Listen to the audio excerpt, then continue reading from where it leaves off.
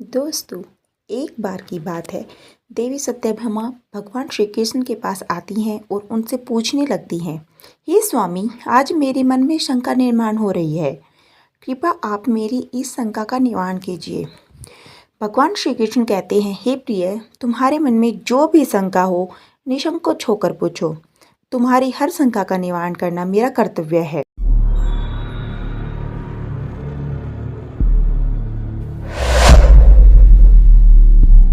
Sangeeta Indian culture. तब देवी सत्यभामा बड़ी ही प्रसन्नता से पूछने लगती हैं, हे प्रभु, आपकी हम तीनों पत्नियां पहले आपको भोजन कराती और फिर भोजन करती हैं, नित्य आपकी सेवा करती हैं, आपके चरण दबाती हैं। किंतु हे प्रभु, क्या पत्नी को पति के साथ अथवा पति से पहले भोजन करना चाहिए? क्या ऐसा करना उचित होता है? शास्त्र इस विषय में क्या कहते हैं? हे प्रभु, ऐसा कौन सा पाप है जिसे करने से स्त्री नरकगामी बन जाती है? कृपया आप मेरी इस शंका का समाधान कीजिए। भगवान श्री कृष्ण मुस्कुराते हुए कहते हैं, हे सत्यभामा, आज तुमने समस्त मानव जाति के कल्याण के उद्देश्य से बहुत ही महत्वपूर्ण प्रश्न किया है। हे देवी, तुमने जो प्रश्न किया है उसका समाधान देवी सुदेवा की कथा सुनने से प्राप्त हो जाएगा। देवी सत्यभामा कहती है, हे प्रभु, यह रानी सुदेवा कौन थी? उनका आचार्य विचार कैसा था? मेरे मन में उनके विषय में जानने की जिज्ञासा निर्माण हो रही है। श्री कृष्ण कहते हैं, हे सत्यभामा, तुम्हारे आग्रह पर मैं तुम्हें रानी सुदेवा की कथा सुनाता हूँ। तुम्हारी सभी शंकाओं का समाधान इस प्राचीन कथा में ही है। इस कथा में तुम्हें तुम्हारे सभी प्रश्नों के उत्तर मिल जाएंगे, इसलिए इस कथा को ध्यानपूर्वक सुनो। जो भी मनुष्य इस कथा को ध्यानपूर्वक सुनता है, उसका प्रचार करता है, वह सौभाग्यशाली बनता है। उसे कभी नरक की प्राप्ति नहीं होती है। फिर देवी सत्यभामा कहती है, हे स्वामी, मैं इस कथा को अवश्य ध्यानपूर्वक सुनूंगी। कृपया आप इस कथा को कहिए। भगवान श्री कृष्ण कहते हैं, हे सत्यभामा, फिर सुनो। इस कथा को प्राचीन काल में अयोध्यापुरी में महाराज इक्ष्वाकु राज्य करते थे। वे धर्म का पालन करने वाले, गुणवान, चरित्रवान और अत्यंत कुशल सम्राट थे। उनका विवाह काशी नरेश की पुत्री सुदेवा के साथ हुआ था। सुदेवा सत्य का व्रत पालन करने में तत्पर, गुणवान, चरित्रवान तथा महान पतिव्रता थी। महाराज इक्ष्वाकु पुण्यात्मा थे। उन्होंने अनेक यज्ञ तथा अनेक पुण्य के कार्य किए थे। उन्होंने देवालय बनवाए, पोखरे खुदवाई, अनेक वाटिका बनवाई तथा वे साधु संतों की रक्षा में सदैव ही तत्पर रहते थे। महाराज इक्ष्वाकु के नगर के समीप एक घना जंगल था। उस जंगल में एक सूअर अपनी पत्नी और पुत्र पत्रों के साथ रहता था। वह सूअर बड़ा ही विशालकाय और भयंकर आकार वाला था, जिससे सभी मनुष्य भयभीत रहते थे। उस सूअर के भय से मनुष्य उस वन के मार्ग में जाने से डरने लगते थे। फिर जब यह बात महाराज इक्ष्वाकु को पता चली तो उन्होंने उस सूअर का शिकार करने का सोचा और फिर एक दिन महाराज अपनी पत्नी सुदेवा तथा अनेक सैनिकों और कुत्तों को लेकर उस वन में शिकार करने के लिए चले गए। महाराज बड़े पराक्रमी थे। उन्होंने अनेक विशालकाय शेरों तथा राक्षसों का वध किया था। इसलिए वे इस भयंकर सूअर से नगरवासियों की रक्षा करने के लिए उस वन में उस सूअर का शिकार करने के लिए आ गए। जब उस भयंकर आकार वाले सूअर ने महाराज को वन की तरफ आता देखा तो वह सूअर अपनी पत्नी से कहने लगा, हे प्रिय, देखो, यह कौशल देश के महाराज सम्राट कुशाव है। वे महापराक्रमी और महातेजस्वी हैं और वे इस वन में मेरे शिकार के लिए आ रहे हैं। उनके साथ बहुत से कुत्ते और व्याध हैं। उसमें तनिक भी संदेह नहीं है कि वे मुझ पर ही प्रहार करेंगे। महाराज बड़े पुण्यात्मा है। यह राजाओं के भी राजा है। समस्त विश्व इनके अधीन है। हे प्रिय, मैं तुम सबकी रक्षा करने के लिए अपना पराक्रम दिखाता हुआ महाराज के साथ युद्ध करूंगा। अगर युद्ध में मैंने इनको पराजित कर दिया तो तीनों लोकों में मेरी कीर्ति हो जाएगी, और यदि मैं इनके हाथ से मारा गया तो मुझे इस सुअर के जन्म से छुटकारा मिलेगा और मैं विष्णु लोक को चला जाऊंगा। मेरे पिछले जन्म के पाप के कारण ही मुझे सुअर का जन्म प्राप्त हुआ है। हे प्रिय, तुम मेरा मोह छोड़कर हमारे पुत्र और पुत्री को लेकर पर्वत की गुफा में चली जाओ। अब समय आ गया है कि मैं अपने पूर्व जन्मों के पापों से मुक्त हो जाऊं। जब महाराज के बाण मेरे शरीर को घायल कर देंगे तो एक एक बाण से मेरे पूर्व जन्म के पाप नष्ट हो जाएंगे। फिर उस सुअर की पत्नी बोलने लगती है, हे नाथ, हमारे बच्चे आपके ही पराक्रम और साहस के कारण इस वन में निर्भय होकर विचरण करते हैं, कोमल कोमल फूलों का आहार ग्रहण करते हैं। आप ही के कारण इन्हें शेर शियार आदि जंगली जानवरों का भय नहीं है, क्योंकि आप ही इनकी रक्षा करते हैं। आपके भीषण रूप को देखकर कोई भी शिकारी हमारा शिकार करने के लिए इस वन में नहीं आता है। अगर आपकी मृत्यु हो जाएगी तो मेरी और हमारे पुत्रों की रक्षा कौन करेगा? आपके बिना हम असहाय हो जाएंगे। पति के बिना मेरा क्या होगा? उत्तम स्वर के कहने आभूषण वस्त्र पहनकर भी कोई भी स्त्री पति के बिना शोभा नहीं पाती है। पति से ही स्त्री का सौंदर्य और शोभा प्राप्त होती है। आपके बिना मेरा जीवन भी नष्ट हो जाएगा। हे नाथ, हे प्राणेश्वर, आपके बगैर मैं जीवित नहीं रह सकती। हे नाथ, मैं सच सच कहती हूँ, आपके साथ यदि मुझे नरक में भी डाल दिया जाए तो भी मैं खुशी खुशी आपके साथ चली जाऊंगी। इसलिए आप महाराज के सामने मत जाइए, आप भी हमारे साथ पर्वत की कंदर में चलिए। हम वही छिपकर बैठ जाते हैं। आप जी जिनके इच्छा छोड़कर आप अपनी पत्नी और पुत्र को अकेला छोड़कर जा रहे हो, इससे आपको क्या लाभ होगा? फिर वह सुअर कहता है, हे प्रिय, तुम वीरों के धर्म को नहीं जानती हो, इसलिए ऐसा कह रही हो। यदि स्त्रीवीरों को ललकारता है, युद्ध के लिए निमंत्रण देता है, तो वीर पुरुष को लोभ और भय से कायर की भांति ऐसे छिपकर भागना नहीं चाहिए। ऐसे पुरुष को 1000 युगों के लिए कुंभी पाक नरक में डालकर पकाया जाता है। वीर पुरुष अगर शत्रु का सामना करता है और लड़ते हुए वीर गति को प्राप्त होता है तो उसे मृत्यु के बाद दिव्य लोक की प्राप्ति होती है। आज महाराज सुकाव हमारे पास युद्ध करने के लिए आए हुए हैं। वे हमारे अतिथि हैं और अतिथि का अनादर नहीं करना चाहिए। अतिथि का अनादर साक्षात भगवान विष्णु का अपमान होता है, इसलिए उनके साथ युद्ध करना मेरा कर्तव्य है। फिर वह सुअर की पत्नी बोलती है, हे प्रार्थनाथ, ठीक है, यदि आप महाराज के साथ युद्ध करना चाहते हैं तो मैं भी आपके साथ रहकर आपका पराक्रम देखूंगी। इतना कहकर उस सुअर की पत्नी ने अपने पुत्रों को बुलाकर कहा, हे पुत्रों, मेरी बात सुनो। आज युद्ध भूमि में अतिथि आए हैं। उनका सत्कार करने के लिए और उनसे युद्ध करने के लिए तुम्हारे पिताजी जा रहे हैं और उनके साथ मैं भी जा रही हूँ। इसलिए तुम सभी अपने भाइयों को लेकर पर्वत की गुफा में जाकर छिप जाओ। महाराज सुका बड़े पहलवान हैं, वे इस युद्ध में हमारा संहार कर डालेंगे, इसलिए तुम लोग यहाँ से भाग जाओ और अपने प्राण बचाओ।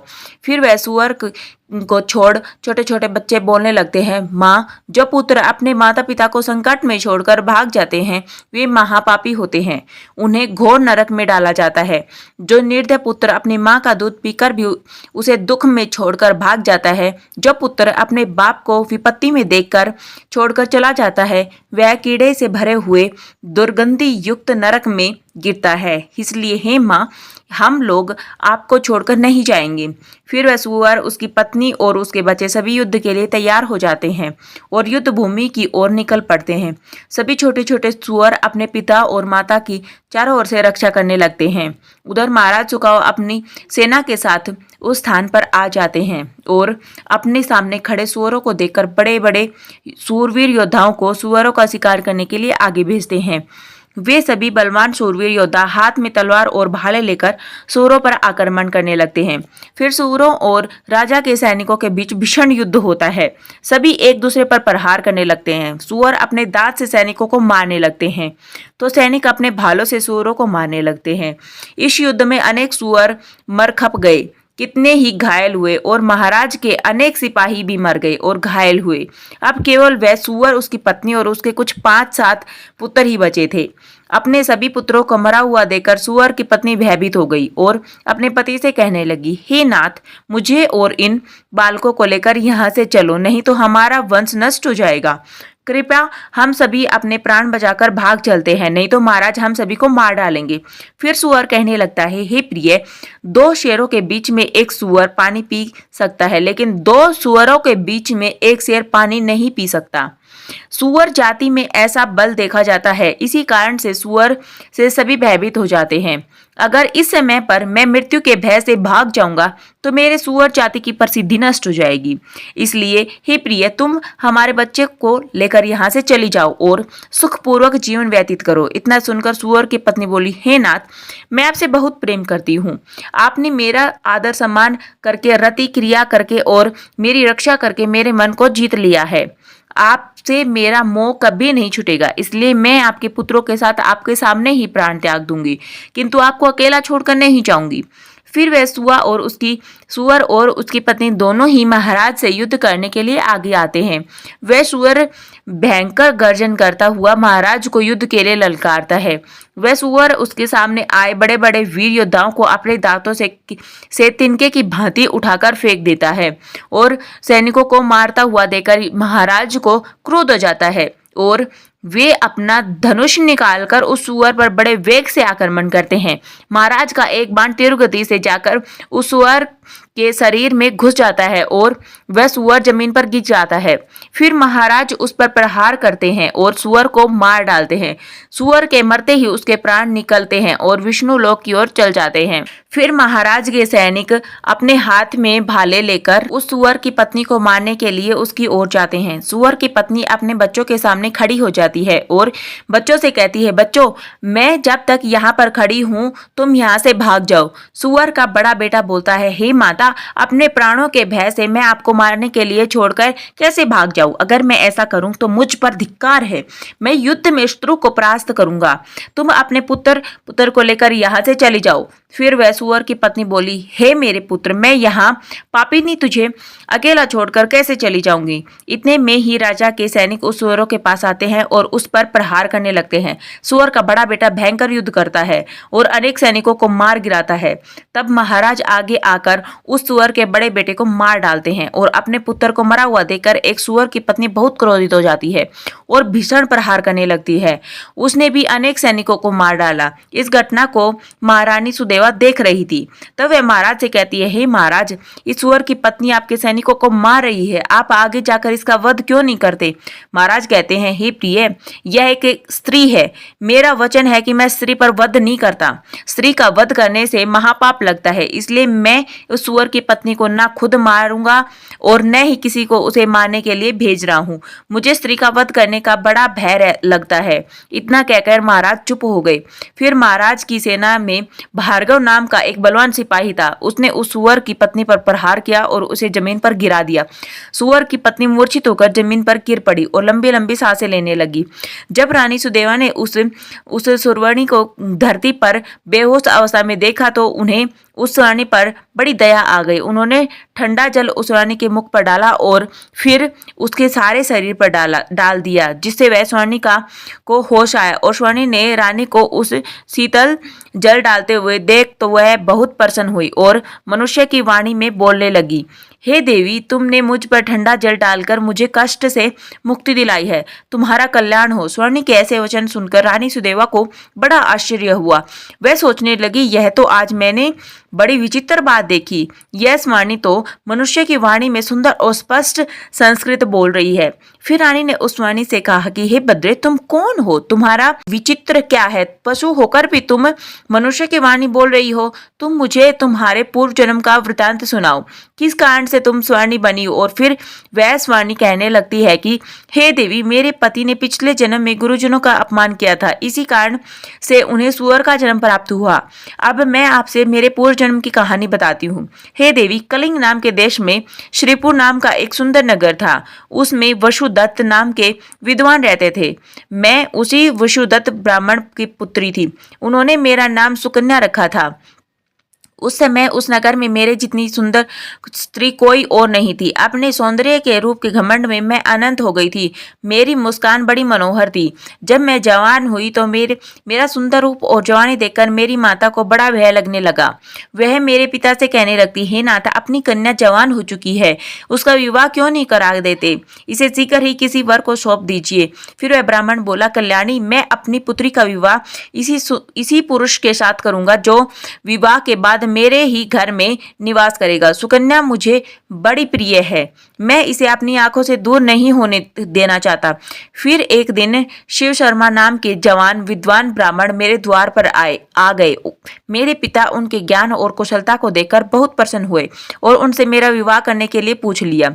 फिर मेरे पिता ने उस शिव शर्मा ब्राह्मण से मेरा विवाह कर दिया और वे हमारे साथ ही हमारे घर पर रहने लगे। परंतु मैं अपने माता पिता के लाड प्यार से बिगड़ चुकी थी, अपनी विवेक शक्ति खो चुकी थी। मैंने कभी अपने पति की सेवा नहीं की, कभी उनके चरण स्पर्श नहीं किए। मैं सदा उन्हें क्रूर दृष्टि से देखती थी, उनका अपमान करती थी, उन्हें नाम लेकर पुकारती थी, उनसे भोजन से पहले भोजन कर लेती थी।